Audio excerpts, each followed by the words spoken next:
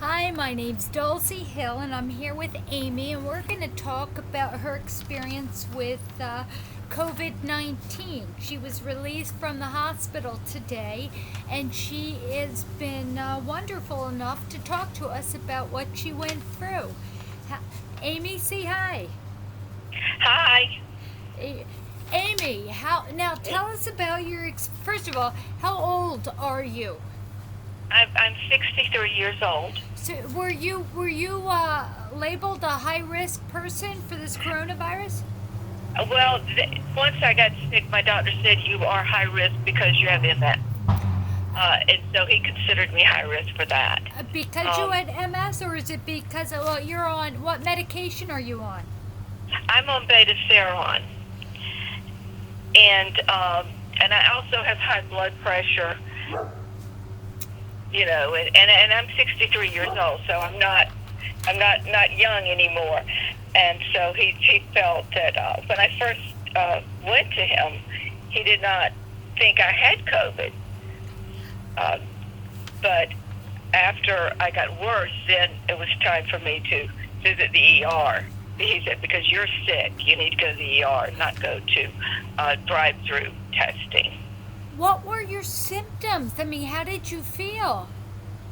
Well, it started really 2 weeks ago, and I started with a sore throat, and it was a kind of bad sore throat, not unusual what I felt before, just having a bad cold at times. But I did call my doctor, and he said, come in, and they tested me for strep. He thought I might have strep, but I didn't have a cough yet. And so it turned out I didn't have strep, but I was on. He put me on antibiotics, and then by the end of that week, by the weekend, I started to cough, and I was really sick over the following weekend, which would have been the weekend of the 28th of March, and then so I really, even then, I just didn't put two and two together. But the cough was really bad, and the congestion, and so then I got back in touch with the doctor again, and he said, he just talked to me on the phone. He said, you just need to go to the ER, and they'll test you for everything and find out what's going on. That is And when I so went, okay, interesting. go ahead. I'm sorry, Amy. It's okay. Where do you think you picked this up?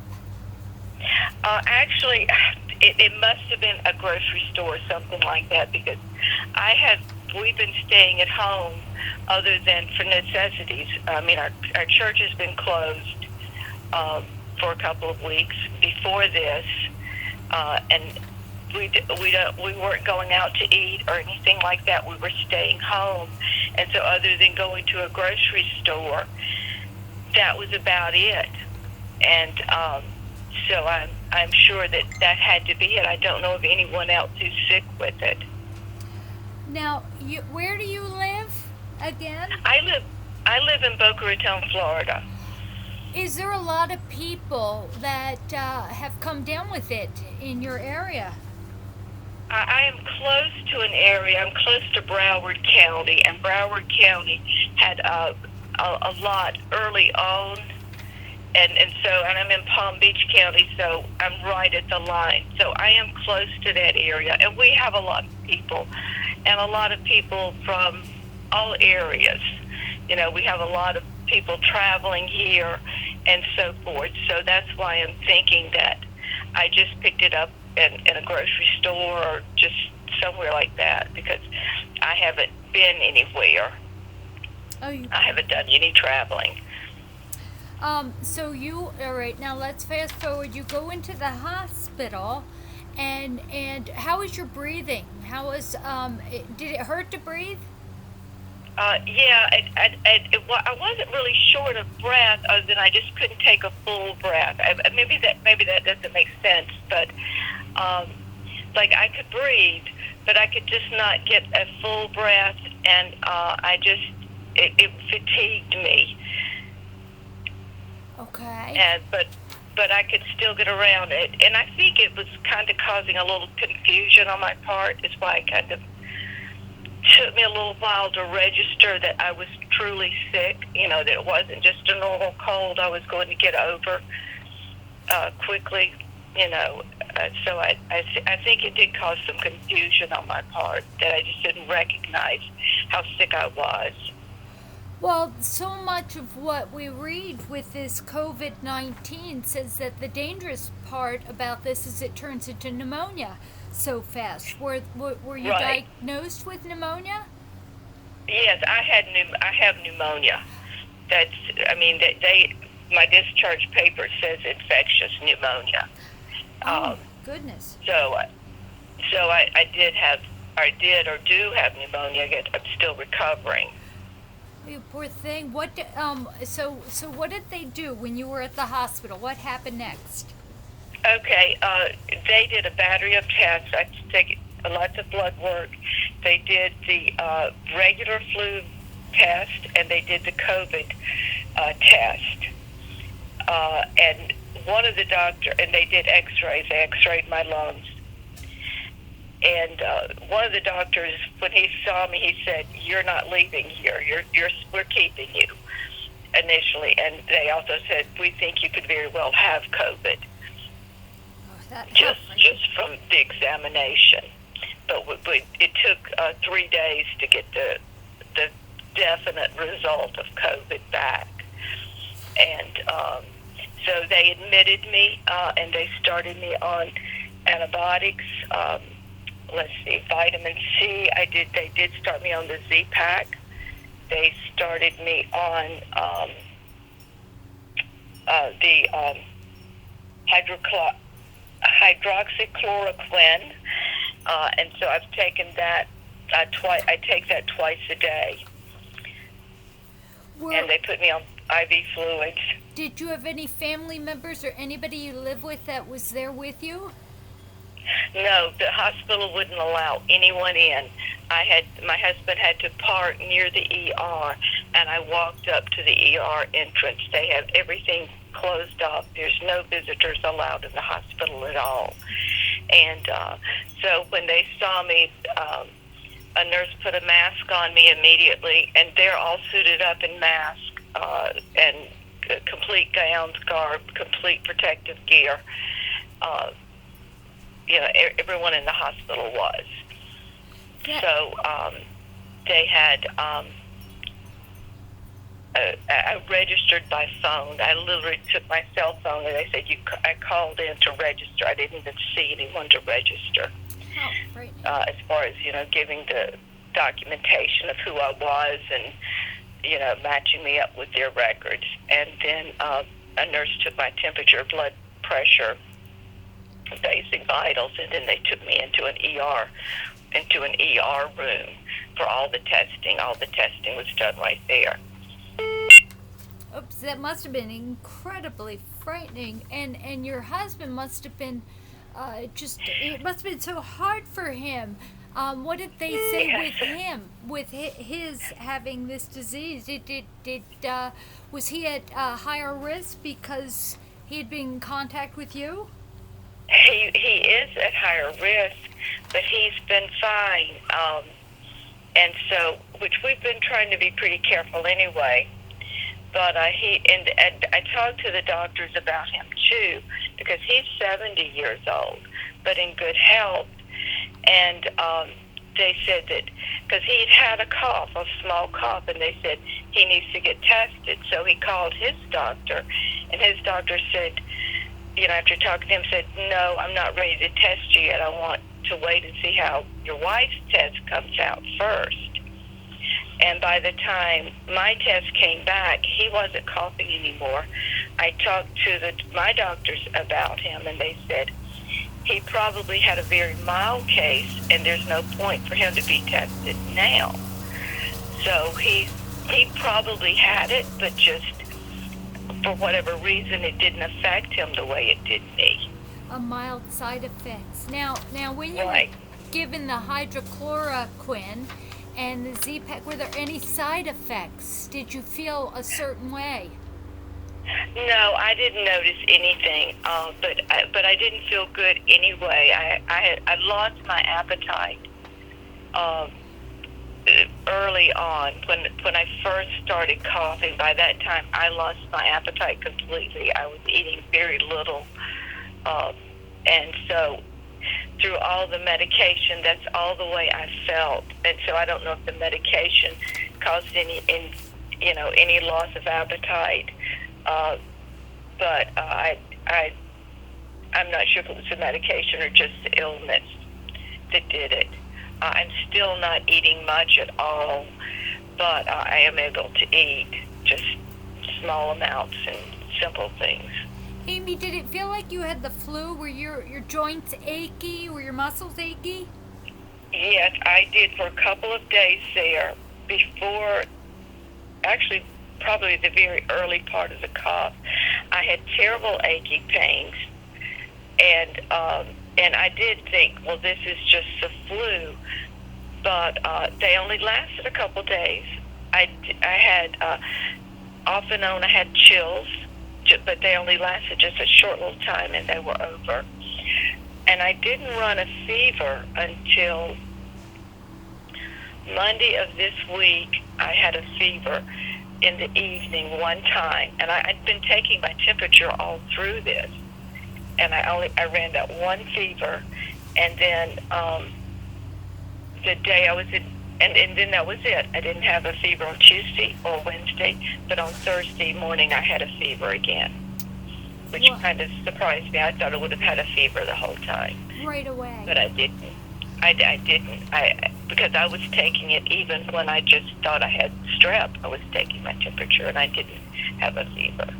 That's interesting, because we've been told, or we're led to believe, that the first sign is this high fever. Yeah, my fever wasn't very high. It was only 100.7. So it never got higher than that, unless it did in the hospital, and it didn't actually in the hospital. It didn't. My temperature stayed down. Did the doctor tell you, or did anybody tell you, that it hits people in different degrees of severity? Yes, I did know that, and so that was something that I thought about too. But and especially, like, speaking about my husband, it just didn't affect him if he had it, and I kind of find it hard to believe he couldn't have picked it up from me from the time I started coughing, especially, living together. I can't imagine that he didn't. He was certainly exposed to it. So I can't imagine that he didn't get it too. But it just didn't affect him like it did me. That's amazing. Now, do you know about anybody else in the hospital at the same time? How many other people? Do you know how many other people were in the hospital with this COVID-19? Well, I don't really know, because they put me in immediate isolation as soon as I got there. I do know that there was a gentleman in the room beside me. I could hear him cough. We each were in private rooms. And they said he'd been there 12 days. Oh, boy. Right. So he obviously was in, and I don't know anything about him as far as his age or anything like that, but they said he'd been there like 12 days. And Amy, so, what was the total amount of time you were there? I was only there, 3 days. 3 days. Oh, my. Right. And I truly believe that the hydroxychloroquine is a reason that I'm out in 3 days, because I saw an immediate change from Thursday night when I was admitted, when I got it, till Friday morning. I felt a tremendous degree of relief just overnight with one dose. One dose? They only gave you one dose and you felt the difference? Oh, no, but right. The first dose, I had one dose that night, and then the next morning I felt so much better. And which they were giving it to me twice a day, but just in one dose, it just made a big difference. And of course, I had the antibiotics too. But you had the antibiotics before all of this, right? Right. A couple days before. Or when did you start the antibiotics? I had antibiotics beginning on. Let's see. That would be a week before. I had just finished the antibiotics on Wednesday before I went into the hospital on Thursday. Wow. So you felt a direct correlation between you getting better, not because of the antibiotics, but because of this hydroxychloroquine. Yeah, that's my opinion. It really is my opinion. But the antibiotics I was taking before for the strep was amoxicillin, and what I was getting in the hospital, the antibiotics was the Z-Pack. So I do think that it was more the hydroxychloroquine than the antibiotics, but they say they use both together. So, I think it absolutely was a huge help. Now, you were released from the hospital today. How are you feeling now? I'm tired, but I actually feel good. I feel like doing things, which I'm quarantined in my house. I'm quarantined in my bedroom, actually. And so I do. I feel like getting up and doing a few things around. I'm reading. I feel pretty good. I do get tired pretty quickly, and then I take a nap, and I sleep a while. But I do. I feel a lot more like myself, and I feel a lot more. Now I feel more like I would if I had just gotten over, just at the end of getting over the flu. That's what it feels to me now. Okay. That's really interesting. The how you feel. I don't know. The other question I was going to ask you is, now that you've had it, are you free to go around?